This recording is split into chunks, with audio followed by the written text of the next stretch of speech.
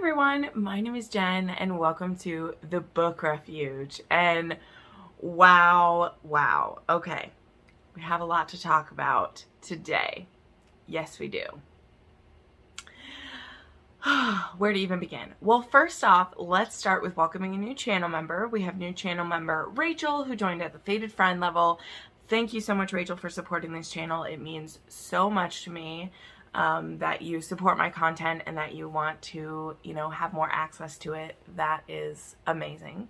If any of you would like to check out channel memberships, I always have them linked down below, as well as, YouTube has spots for it and all that fun stuff. So then what's the other thing? We are almost about to hit 10,000 subscribers, and I say we, it's me, but it's really all of us together. I will tell you that it's been very stressful a couple of days because it's like I got to this certain amount and then I've just like stayed there, and we went up and down and up and down, and we've just stayed there, and it has been the most frustrating thing because it's like I want to have a live show and hang out with you all and maybe have some friends come hang out, but we just can't get there. And it's like you can't do it beforehand, but you also can't like schedule it presumptively, and then you're fucked because you got ahead of yourself. But anyway, sometime in the next few days we'll hit it, and then we'll have a live show and hang out, and I will hopefully do a couple of giveaways and fun stuff like that. It's gonna be great. I can't believe we're almost there. It's amazing. And of course, it's thanks to all of you who continue to love to listen to me ramble about all the books that I read. And so, oh my gosh, today is another day where the lighting just hates me, but usually it's not so bad in my room. But there's always that one car that's just parked at the wrong place and like ruins it for everyone. But maybe I'll just try not to talk with my hands to get the shadows going on. But anyway, let's go ahead and dive in. So we only have 12 books to talk about this week, but there's a couple things about it. Number one, I've had like the most 5 stars in the last week than I have the rest of the month. I mean, geez, I was just reading some wonderful books. None that quite popped up to a 6-star level for me, but there was some great ones. And I attribute this to 2 reasons. Number one, I found a new author that I just really, really love her. Also, I listened almost exclusively to audiobooks.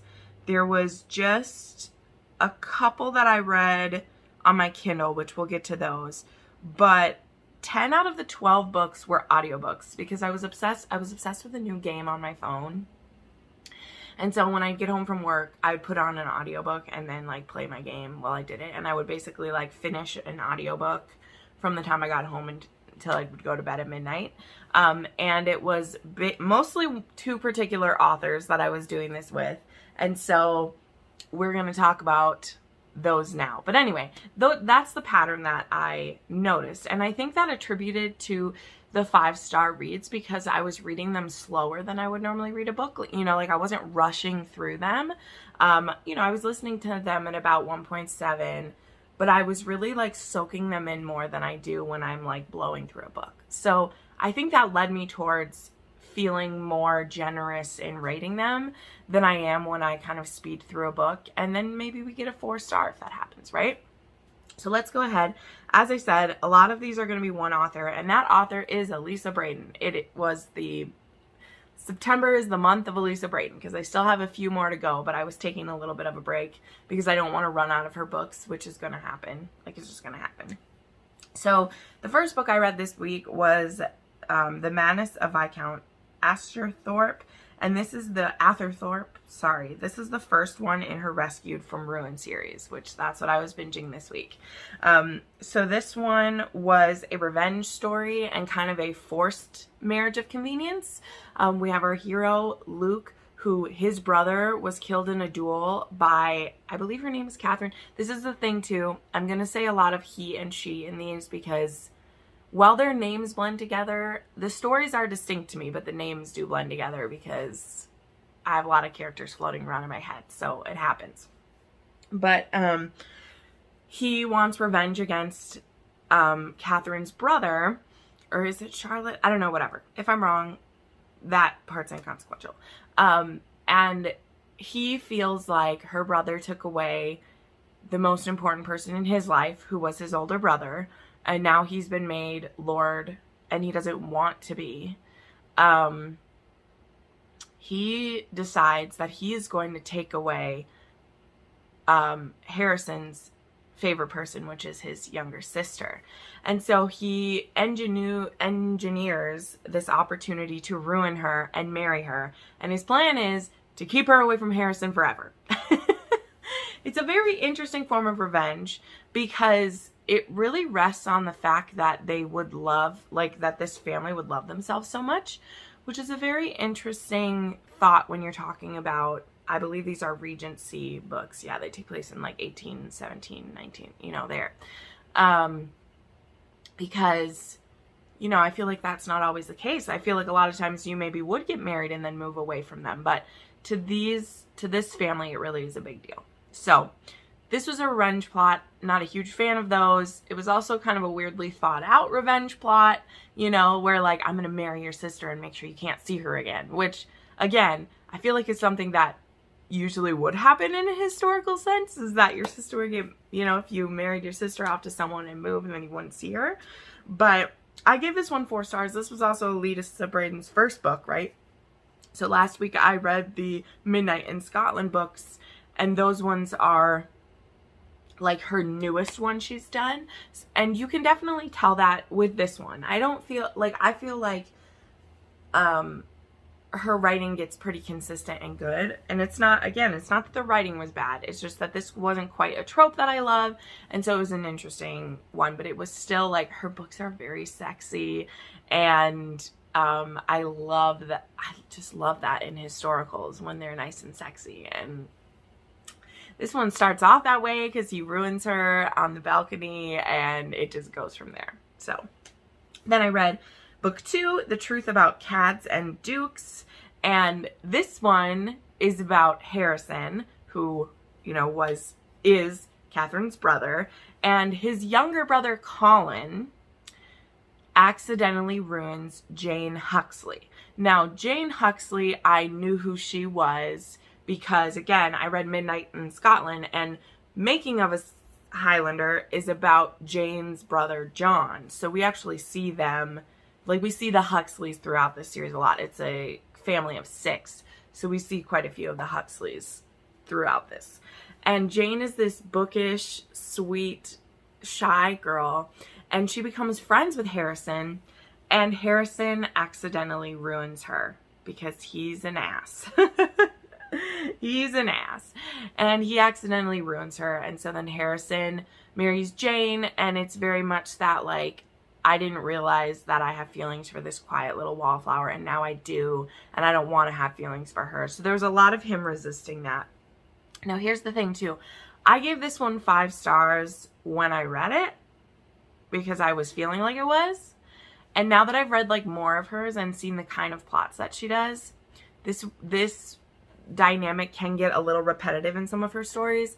And after talking with a couple of my other friends who are binging these, I feel like this one maybe isn't a 5 star, but I already rated it that way and I'm not going to change it. Like, it was still very pleasant, and I was really getting into the swing of things of listening to all these. All these books are on Anyplay, by the way. All of Elisa Braden's books are on Anyplay. I got a lot of them on Anyplay. Some of them I listened to on Libby just because I could listen a little bit faster on Libby. And so if they happen to be available, I snapped them up. But Libby doesn't have all of them, unfortunately. I mean, at least my library didn't. Obviously, Libby is individual to the person. But I gave this one 5 stars.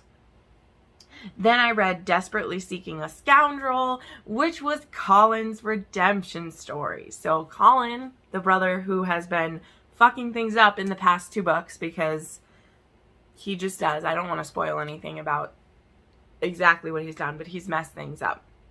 So now this is his redemption story, and it's about him and the daughter of a pastor, and he's about to die. And that means that Sarah and her mother are going to lose their living, because once their father dies, the money that he gets paid for being the pastor there will go on to someone else. And so she is being encouraged to marry someone. She is very beautiful.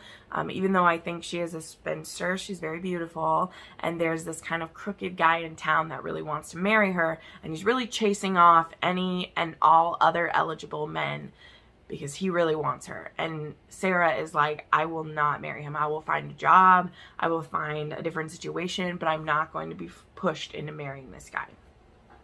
But her mother is like, but we'll lose everything. And so her mother's really pressuring her to say yes to this guy. Well, then along comes Colin, who has gotten himself injured. And so Sarah, they take him into their home. And then kind of the rest is history. Colin happens to be doing some work for someone. I don't want to spoil it. And he is purposely making changes to become a better man. And I do feel like this was a good arc. The thing I didn't love about this one was a 4-star for me, is that things took way too long to happen between the couple. This one was really focused on the plot and less on the romance until the last 25%. And you know me, I get kind of bored with that. Then I read The Devil is a Marquess, and this is my favorite one that I've read so far. This was one that I knew I was going to like, because some of you know I have a book recommendation form, which, by the way, if you haven't heard me talk about that in a while, in my link tree down below, I have a book recommendation Google form where you can recommend books to me. And there was 3 Elisa Braden books that have been recommended to me. The Making of a Highlander, The Madness of Viscount Asherborne, and The Devil is a Marquess. So people had recommended to me their like favorite Elisa Braden. And it appears she does have a pretty strong following, but she's an indie historical romance out there, and she's not getting enough love. Like, she needs to get more love. It needs to happen.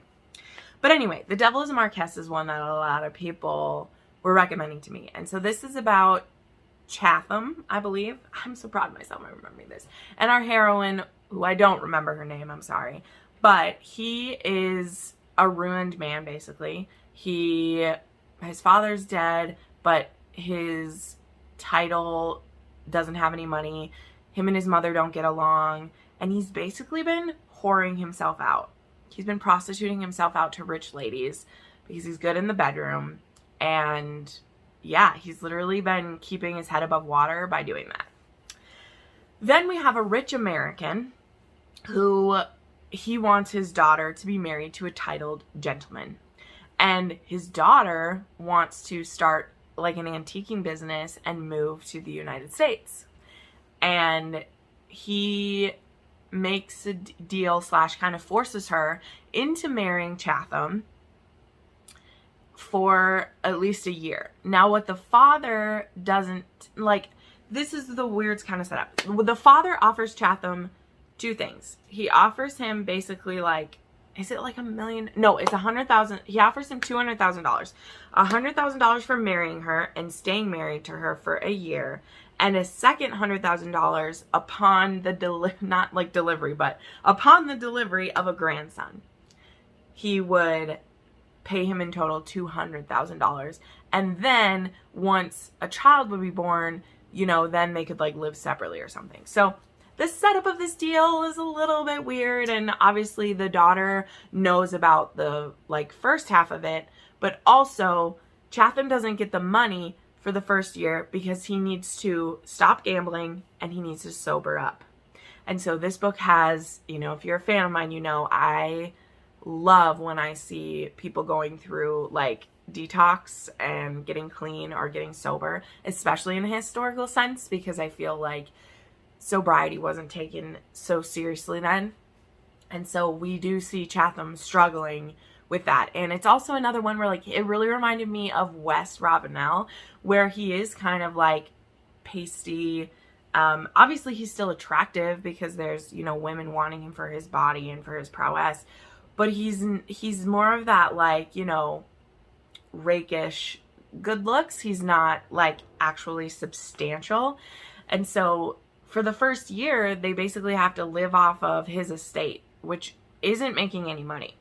However, his new bride, this is what she's good at. So she is helping him turn his land into something profitable. And after this first year together, he will get his first payout. And after they have a son, he will get a payout. Now, she doesn't know really the full information of this. She's still hoping that at the end of the year, after he stayed sober for a year, that they're kind of going to split some of this money, and she can, you know, they can either get a divorce or they can just live separate and she can go to America or whatever. The mutual pining in this book was almost too much for me. in some of her books, it is too much for me. But in this one specifically, I buy it because Chatham just, like, something is broken in him where he doesn't quite know how to love. And he is someone, too, who really misses his father. Like, his father was a good man. And after losing him, he just didn't know how to handle it.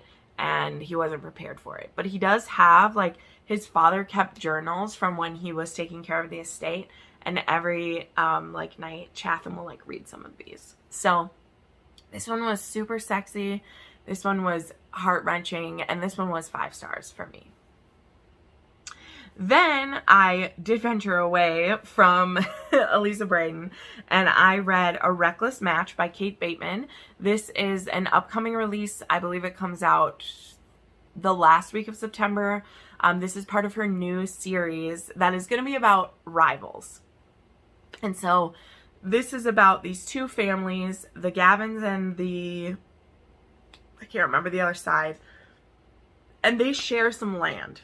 And every equinox, both the spring and the fall, they have to send a representative from both families to meet at this one specific place. And if they ever don't meet and, like, reaffirm the deal, the family that didn't show up forfeits the land. So these two enemies have to be cordial for this, like, 2 times a year, basically.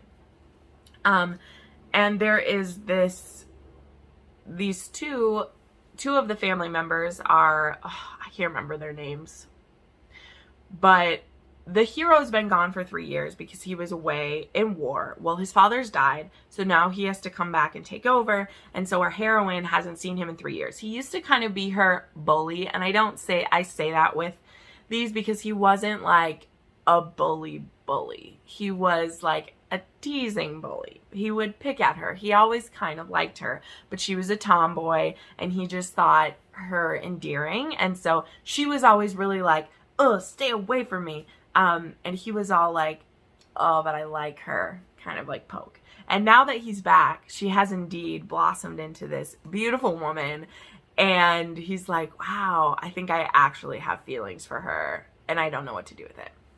So that's kind of the setup. The beginning of this book is they get sent as the representatives from each family to meet. It's the first time she's seen him in 3 years. I mean, for both of them it is. And she is keeping a secret that her family might lose their land because her father made some bad investments. They're bleeding money. And so she really wants them to, the land that they share, she suspects that there may be some things that they can mine. And she needs to get him to agree that they could look into this and agree to split the profits because they'd have to share whatever it is. So that's kind of the setup. They end up going on a lot of adventures. She actually is an archaeologist. That's what she wants to be. And they end up going on a lot of adventures in caves together, trying to discover what there is to mine or whatever. And there is like a mystery aspect. There's danger. There was a lot going on. I give this book 4 stars. My issues with it are there was a lot going on that all happened within about a 3-day time period. They start these adventures pretty much right away. And it's one of those where, like, they're in love by the end of the 3 days. Like, I really wish this would have been stretched out a little more. And we spent a lot of time in the caves wandering around. So, it was interesting. I did not hate it. Their chemistry was great. Besides the fact, like, I kind of believe that their romance could happen quickly just because they have this past. You know, it's not like they were strangers. But it just was a little odd. I'm intrigued enough for the other books in the series because basically what the series will be is that at the end of this book, they talk about like, well, who should we make meet each other next time? Because he has 2 brothers and she has a sister and a cousin, I think.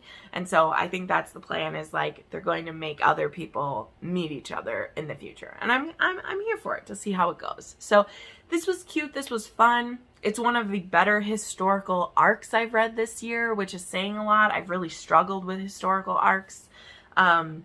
This is the second Kate Bateman that I've read. So she reads really easy and it's fun. So I don't have anything like bad to say. There was just a few things where I was like, nah, okay. You know what I mean? Then I returned to the Hades Hangman series and I read Souls Unfractured. There's not too much to say about this one because all of these are very connected and I don't want to spoil anything. This series begins with It Ain't Me, Babe. This is about a group of biker men and a group of women who've escaped from a cult, okay? So this is the third one. This is about Flame and Maddie. Maddie is the youngest and kind of quietest of the like three sisters that we've met. And Flame is a very disturbed young man, okay? So this is a case of like, I've already spoken before that this series deals with child rape because that's what was happening to these girls in the cult, okay? They were raped from the age of 8. Maddie was raped even younger because the man who was raping her really wanted to get her, so he took her earlier. And Flame was actually raped by his father because his father was mentally unstable. And so Flame was raped and mutilated by his father. His father would cut him while he was raping him. So there is, I don't even want to call it knife play because it doesn't have to do with pleasure. But there is use of knife on others and yourself. Because now Flame, because he would be raped by his dad, he would also come when that would happen. Oh, poor child. Like seriously, this is disturbing. But now he doesn't believe he can find release without pain. And for Maddie, she can't have there be any pain involved in sex at all because it triggers her too much. So I will tell you guys, this book was 5 stars for me. And these two were so gut-wrenching and beautiful, and both of them can't be touched. Like Flame, that's something we've known about him. He can't be touched. And when he first meets Maddie back in book 1, when he's a part of rescuing her, she runs and hugs him because she doesn't know she can't touch him. And he doesn't feel like he's going to crawl out of his skin when she touches him. So he knows that he can maybe touch her. But now Maddie doesn't like being touched either. And so they both are each other's exceptions. And guys, the first time these two have sex together, I was a blubbering mess. Oh, it was one of the most emotional, beautiful sex scenes I've ever seen. Like, ever. It was so beautiful. It was beautiful. But it hurt. And again, I don't recommend these books lightly. They're one of those that like I struggle to be like, yeah, you should pick these up. Yay, because they are deeply disturbing to me. But the reasons why I read them are I like seeing the deprogramming from the cults. I find that very fascinating. I also find it interesting to see like cults are often, you know, they're a religious based thing, but they're always based off of like twisting a religion.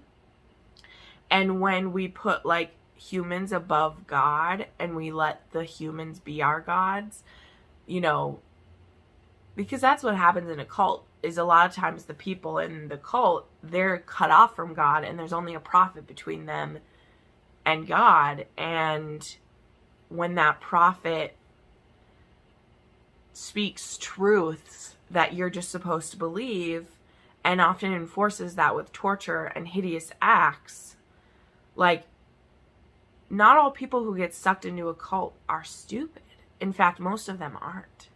And I really enjoy how Tillie Cole looks into that. And she did her research on these. She did. She spoke to people who'd been in cults. She's done, you know, years of research for these books. And it comes through. But these are not to be taken lightly. These are very painful. And specifically the way that children were treated in these is horrific. And this one was even harder because it's not just Maddie's trauma, which I'm not to say we've gotten used to it, but I've read the other books about this happening to the women, but here's what was happening to Flame as well. Was just like, it was a lot. Then I read, back to Elisa Braden, I read When a Girl Loves an Earl. This was book 5. This is probably my least favorite. I did round this one to a 4, but this is probably a 3.5 star for me. This was, what was this hero's name? His name was James. He's from Scotland. He becomes an Earl very reluctantly. He was a blacksmith's son. or stonemason. He wanted to marry this girl in the village. They were going to have a baby together. He becomes an earl. This all happens in the prologue, by the way. He becomes an earl. He leaves for a year to get trained in that. Then he comes back. He wants to marry this girl. Turns out she married someone else. She was pregnant with his child. When the child was born, the child died. And now he believes that he should never have a child and that he should never have a wife because he doesn't deserve them. So that's the setup for this character. Then we have our heroine, who is she one of the Huxleys? I don't know if she's a Huxley. I can't remember who this one is. But she's supposed to get married, and she really wants to marry James. She forces herself on James repeatedly. I think this is supposed to be okay because in his POV, we know that he does want her. But she embarrasses herself for him over and over again. It was very hard to watch. Whether or not he really does want her and was going to push her through, I don't feel like it's her place to force his hand the way that he does. And then once it happens and they're together, he's still holding back from her, you know, and he's using condoms without like really explaining what those are to her because he doesn't want to have kids. And he was just so frustrating to me. And she was frustrating to me too. I was ranting to Crystal. We were both kind of ranting about this one because I was like, it's just so demeaning to me to see this woman throw herself again and again on a man who, sure, inside he might want her, but he hasn't told her that. He hasn't told her that he wanted her. She's making that up in her head from what he's done. And then when she has him, she's like, he won't give himself to me. And I was like, that's because you literally forced him to marry you by ruining him. And he would never want to hurt you or your family, so he gives in. It just didn't sit well with me, and it made them both very infuriating. So this is a 3.5 star. I rounded to a 4 because I was feeling generous, but this was my least favorite one I've read so far. Then I read Deep Redemption, which was book 4 by Tillie Cole, and this is the one that I was waiting for. This was my 5-star book that just, it was up there. It was so fantastic. This one is about Ryder / Kane. I don't want to spoil too much because Tillie Cole really asked people to keep the secrets. But what I will say is that this is a character we meet in the first book. And we see him off and on in the next 2 books. He has an affiliation with the Hades Hangman, but he also is a member of the cult. And at the end of the 3rd book, something happens that puts him on the bad side of the cult. And then he meets, what's her name? Shoot, I just forgot her name. Is it Grace? No, it's not Grace. But then he meets our heroine, who's being brought to the cult to marry the prophet for the prophesied thing or whatever. Like, the cult nonsense is too much to make up at this point. And Kane / Ryder is just so done with this cult. And he sees now what's happening to the women and children, which he did not know what was happening to children. And he decides he's going to do whatever he can, even from his prison cell, to save this woman from her fate of being married to the prophet. There's so much more to this book that, like, I can't talk about. And I think a lot of people will maybe feel like this hero can't be redeemed. But the argument that the author makes for this, and the way that I felt, I highly enjoyed getting to see what a man might be thinking who was sucked into this cult. Because though so far in the series we've only been introduced to men who are completely on board with the raping of children, who are completely on board with women who are beautiful being called whores and the temptation of us all, and that they must be cleansed sexually every day to be worthy of life. There are men who were born and raised into it that they don't know any different. Just the way that there will be girls who don't know any different. And so I thought it was a very brave and smart choice to show what that would look like for one of the men to be deprogrammed from the world. Because it wasn't just the women being hurt by this. It's toxic for men as well. to be told certain things. So I was fascinated by this book. It was painful and gut-wrenching, but so good. So I gave that one 5 stars.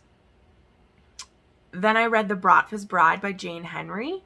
I had an audiobook for this one because it was done by Kai Kennicott and Wen Ross, who are my favorite narration couple. This was obviously a Russian one. This was about our heroine has a twin sister, and her twin sister is a bit mentally challenged. I don't know what to say. And she's in a mental asylum. And our heroine has, you know, she goes to visit her sister all the time, and her sister is a hacker. And she hacks the Bratva and steals like $50,000 from them. And now the Bratva is coming for her. So our heroine pretends to be her sister so that the Bratva will kidnap and punish her instead of her sister. So our heroine is made the slave to one of the Bratva men, and he needs a bride to be his like arm candy. And so he captures her, he sexually tortures her a little bit, and he makes her his woman. I was wanting to read more Jane Henry because she's going to be co-authoring a book with Sophie Lark that comes out next month. And so I wanted to get a better feel for Jane Henry. I'd only read one of other of her books and I didn't love it. And I heard that this series was pretty good. This is actually the second book in the trilogy. I didn't realize that, but that's okay. I really enjoyed this. I gave it 4 stars. Then I read Confessions of a Dangerous Lord by Tillie Cole. This is book 7, but it's actually book 6 because book 6 is a novella and I didn't feel like reading that at the time. So I skipped to Confessions of a Dangerous Lord. And this one was wonderful for me. This one was 5 stars. So again, this is another one that's tricky to talk about, but we have our hero in this one who is best friends with the heroine. They've been friends for a couple of years now, and they have this beautiful friendship with each other. And our heroine now needs to get married because of reasons. That's how it goes. And so she has kind of made it clear that she would like to marry our hero, and he wants to marry her, but he has kind of a secret going on. He works for the Home Office. And our heroine's family and brothers know this. And so though they like him a lot, they don't want him anywhere near their sister/daughter. She must be a Huxley. Is this Maureen Huxley? I'm not sure, but I'm pretty sure this one's a Huxley because of the family members and stuff that are around. Yes, I think so. And then our heroine starts courting, like other men start courting her, and our hero is like, no, she's mine. I'm not going to let anyone else have her. She's my best friend, and she's going to be my future wife. And so this one worked for me where When a Girl Loves an Earl didn't, because our hero, number one, he has a very legitimate reason for staying away from her. Her family has said she needs to stay away. He's worried about what danger might befall her if he's with her. And so he needs to extricate himself from his work before he can have her. And when she starts dating other guys, he's like, nope, we need to speed this process up. She's looking to get married and it has to be me. And I just love how our hero pushes aside all the obstacles. He calls in the favors he needs to call in. He convinces her family that he's the one meant for her, and he gets it done. So there is some of him pushing her away, but it's not in the same way because he always planned to have her. He just needed to kind of keep her at arm's length until he could make a move for her safety. And the book makes it very clear that this for her own safety is not something that's just in his head. It's real. There are people that are coming for him, and he needs to make sure that that doesn't fall on her, right? So I give that one 5 stars. It was my favorite one of the series so far. Tied with The Devil is Marquess. Like, those are both really good. Then I read Rhapsodic by Laura Thalassa. This was on my TBR for this month. I ended up finding the first 2 books at Barnes & Noble. Thank you to bookstores for finally ordering these. This has been a book I've been wanting to read for a really long time, but I was afraid to do it. I know it's a Hades and Persephone retelling. It's compared to Akamath quite a bit. It definitely does feel like it a lot. And this is about the bargainer who is also kind of like the Night King, the god of the dead type thing. And our heroine is a siren. And there's like a tricky, there's a dual timeline in this series. There's when she first meets him and asks a favor of him, and then there is the current timeline where he's now back in her life after 7 years. We don't know the reason why he left her. She believes it's because she made a move on him when she was pretty young. Like, she made a move on him when she was like 16, and after that happened, he disappeared. And so she feels very rejected, rightly so. I mean, that would feel like a thing for rejection. But now he's back in her life, and he's calling in all the favors that she incurred during the time that they knew each other. She has hundreds of beads on a bracelet on her wrist for all the favors that she owes him, and he has come to collect his debt. This book stole my heart. Oh my God. Now, the main reasons for it, I'll say, is number one, I kept my expectations pretty low, okay? I know a lot of people love this series, rightly so, but I have read other Laura Thalassa. I've read 4 or 5 other of her books, and I haven't been a huge fan. They haven't worked for me. They've been good. I've always thought they were creative, but they never would quite work for me. Particularly the female characters would drive me crazy. Now, in this one, our heroine, I can't remember her, Callie, she works for me. I don't know why. She just does. Also, Des, I love him. I love him. He's so swoony. When we find out why he's been gone all this time, like, I teared up. It was so beautiful. And I can't wait to continue the series. Like, I have the next book for sure. I'm going to order the 3rd one, and I will definitely be taking those on. This book, I'm about to film a like spooky / fall vibe book, and this definitely fits in it for me. I loved it. I freaking loved it. And then the last book I finished this week was Vows of a Mobster by Eve Winters. So this one's kind of interesting, and it's hard to explain this book, but I got this as an ARC from NetGalley, even though the book had already come out. Like, the ARC was available after the book came out, which does happen sometimes, particularly with independent authors who maybe are just trying to get people to read their book for free, so they'll do reviews about it, which I absolutely will. I just finished this one last night, so I haven't written my review yet. Mostly because I was so stunned by this book, like, really. And I had to think about how I was going to rate it, because it's a very complicated story. Like, I'm not going to be able to give perfect details for this because I don't want to spoil everything, but also it had a lot going on. So there was parts of this book that were 100% a 6-star read for me. And then, excuse me, how a couple things ended at the end, I was like, whoa, why did we go this way with this story? This got out of control. And that was more like 4 or 3-star stuff that happened. But overall, I am going to give this book 5 stars. So this is about our heroine, who is 26, and she's a young mother. She has a daughter who has cancer. So that is a trigger warning. Spoiler alert, nothing bad happens to the kid, but it is hard sometimes to see her caring for her when she has cancer. So I just want to be honest about that. She also has 2 best friends, and one of her best friends, Marissa, is a cousin to, like, the mafia, okay?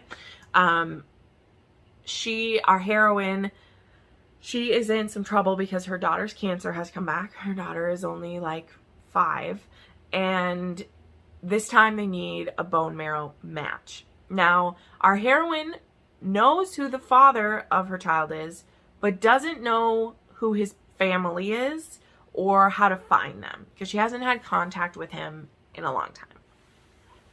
And she really needs him because none of her friends, she's estranged from her family, but none of her friends are matches for her daughter. So she needs to find this family so she can find a match for her daughter. So there's that part. Also, she needs a job with insurance, and she is a part-time ballet instructor, and so she does not have that. So Marissa, our friend, she asks one of her cousins, who they also have a legitimate business, if she could work there. And so he makes her his secretary. Now, he's a creep. His name is Marquess, and he keeps trying to hit on her constantly. But our heroine is like, it's okay. I can handle it. I need this job. It'll be fine. Well, then we have Mateo, who is the head of the family.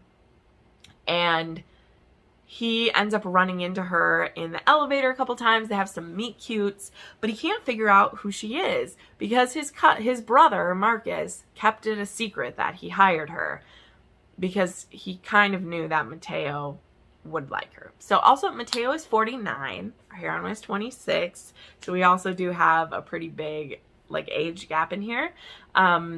And it's the kind that I love. It's just like older, sexy man. Our heroine also writes romance novels on the side, which is cute. They have some cute conversations about romance novels in this book. And it might annoy some people, but having our heroine talk about romance smut with her mafia boyfriend just made me really happy. But anyway, they end up bumping into each other again at Marissa's birthday party. And Mateo finds out who she is, and he decides that he wants her. Now, this could turn out to be a very dangerous thing for our heroine because she has some secrets she's trying to keep about her daughter's father. So, this book was fantastic to me. Again, it has some things that near the end of this book, it was like the author kind of threw everything in the kitchen sink into it. But I really liked it. My biggest complaint, which doesn't affect it being 5 stars, is that we get to see the love stories of both of her friends in this book as well. So are some other POVs that get thrown in along the way, and I was like not sure that I liked that. But when I got to the end, I realized the author was trying to write a standalone mafia book. I personally would have loved if this was a trilogy and I got the stories of the other 2 friends who are also all in age gap relationships with mobsters. I would have liked that. But I know how rare it is to have a standalone mafia book, and you get enough of the sexiness between the other 2 couples as well that I feel like they are well serviced. So I didn't feel like any strings were left hanging, even though I would absolutely love if she went back and write more books in the story later. So, whew, there we go. We'll cut this off here. Thank you so much for watching. Make sure to subscribe to the channel. I mean, help us hit that 10K if you're not already a channel member. Like I said, there'll be a pretty cool party with some giveaways once we finally hit it. So thank you so much for watching. I put out new videos 3 to 4 times a week, and if you want to watch some more of them, you can do it right now. Bye.